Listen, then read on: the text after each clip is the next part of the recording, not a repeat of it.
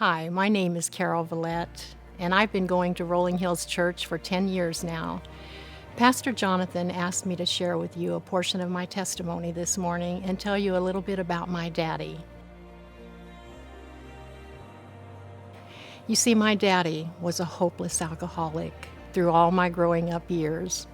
He tried to quit many times, but it just never worked. He had a good wife, he had 6 children, and so he would try really hard. He even went to Alcoholics Anonymous 2 or 3 times, and they could do nothing for him. He always went back to the bottle.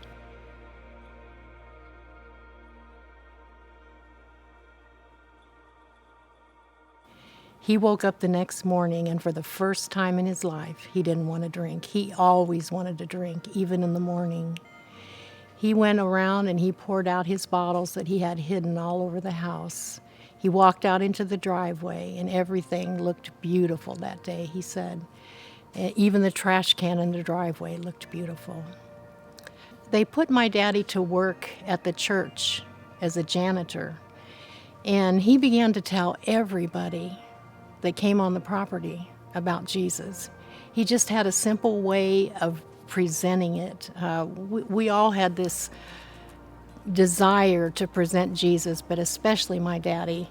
When people would come on the property, he would just say something like, "My name is Woody. You're not going to believe what the Lord did for me. Come here and let me tell you about it," because he could do the same thing for you. And this pastor friend of our pastor came by, and he saw what my daddy was doing, and he said, "George, if you don't take that man upstairs and put a suit on him," he says, "I'm going to take him over to my church. That guy is leading everybody to the Lord that comes on this property." After my daddy died, we found this primitive notebook where he had kept track of every single person that he led to Jesus.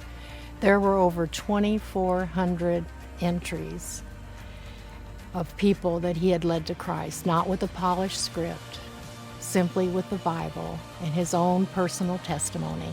"Hi, my name is Woody. You're not going to believe what the Lord did for me. He can do the same thing for you."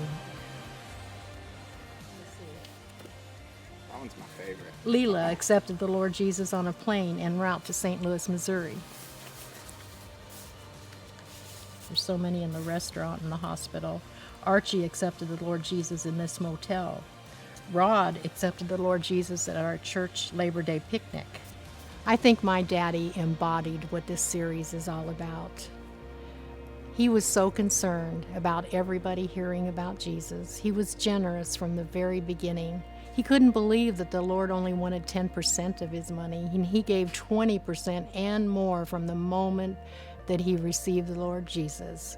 I think if he were here today, he would look at you and tell you to get up out of your seat, be generous, go tell somebody about Jesus, and reach the next one.